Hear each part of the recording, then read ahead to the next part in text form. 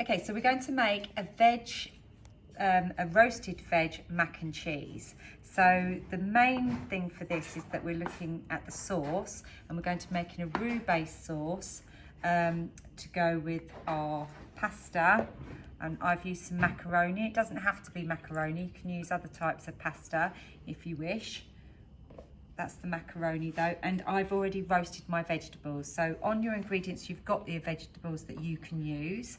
I've just done an array of vegetables there that I had, and I've roasted them already. So you can just chop your vegetables up, put them in the oven with a bit of oil while you're getting on and doing your sauce. So the first thing you want to do is you want to make your roux. Now a roux is a mixture of butter and flour, and they're equal quantities. So I'm putting my butter into the hot pan. If it's too hot, remove it off the heat. You don't want this burning because we want a blonde roux for this. So we don't want it going brown. And if you burn your butter, it will not be a blonde roux. It will be a brown roux, which is not desired for this sort of sauce. So we're going to melt the butter and just bring it so it's simmering, not boiling away. And then once it's simmering, you can add your flour.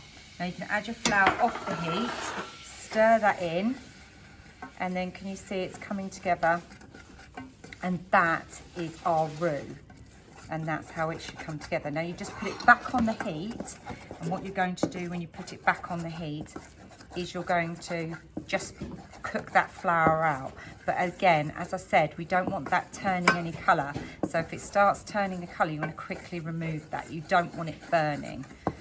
Okay, so then we're going to take, when that's warmed through like this and the flour's cooked out, what you're going to do is you're going to take it off the heat, and I'm actually adding cold milk, but you can boil your milk, heat your milk first of all. Now what we don't want is we don't want this going lumpy, so we add the milk in very gradually, a little bit at a time, to prevent any lumps from forming. So I'm going to mix it in little bit at a time and keep stirring. You don't want it catching on the bottom, and as you see I've taken it off the heat to do this bit, so you mustn't do this bit on the heat. And now what we're trying to do is we're trying to thicken a sauce, so we're using a roux to thicken the sauce. Now in the flour we have starch granules, so what happens is when the liquid is added and there is heat, the gelatinization process starts to occur. So what happens is the starch in the flour, as they get warmer, will start to swell, and that's what thickens your sauce. But that doesn't occur until it gets to a certain temperature. So we need this for the gelatinized process to start. It will start at about 65 degrees. That's when your gelatinization process will start, where the thickening starts occurring.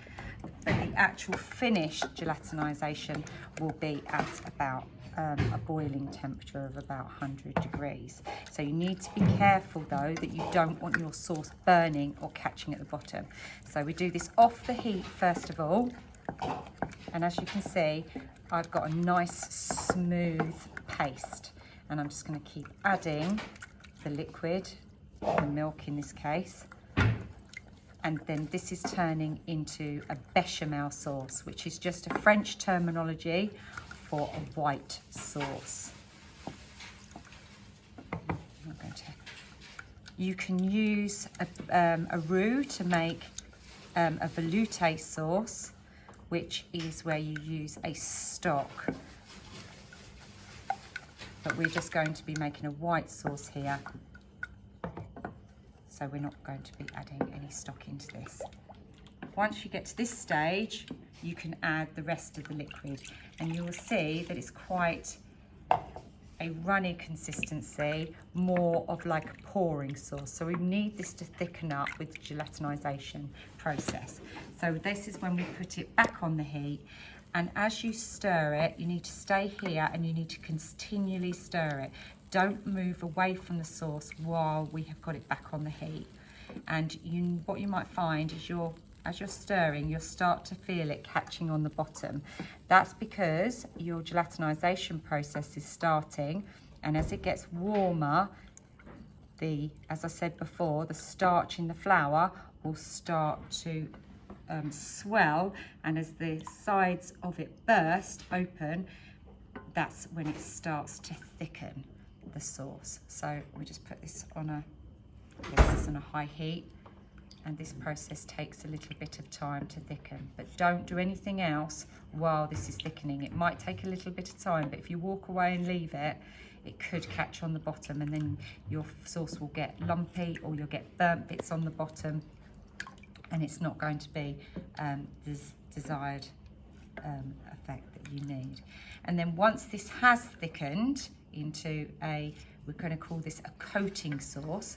So I know when this is thickened because it will coat the back of my spoon. So when it's thick enough, it will coat it. At the moment, it's just pouring off. So I'm going to keep stirring this until it turns into a nice thick coating sauce. As you can see that it's starting to thicken. Okay. Let's keep stirring that.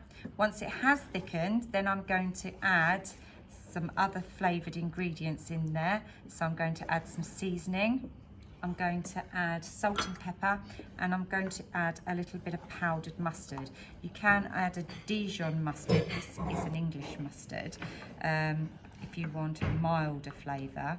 It really brings out the cheesy flavour when you put cheese in it, if you use some mustard in there, and almost makes it taste more cheesy. You can put any type of cheese in here to give the flavour to the sauce.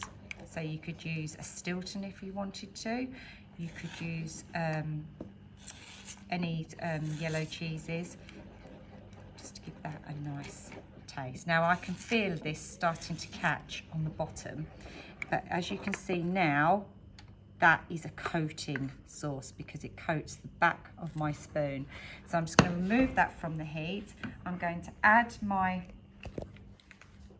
oh, this hasn't been opened. I'm going to add this when I can get it open. It's just needs opening around there. Put a little bit of mustard in there. I'm going to put a little bit of salt, not too much salt because there's quite a lot of salt in the cheese and you don't want it being too salty. I'm just going to mix that in. I'm going to put a bit of pepper in here, and then I'm going to add my cheese. I'm going to leave a bit of cheese to put on the top of my finished dish. You can also put some breadcrumbs in with the leftover cheese, so it makes an au gratin topping for this dish if you wish to, and you could finish that off under the grill. I've cooked my pasta, and as you can see in the sauce, it's quite cloudy, and that's because there's starch in the pasta, and then it's sometimes a bit sticky.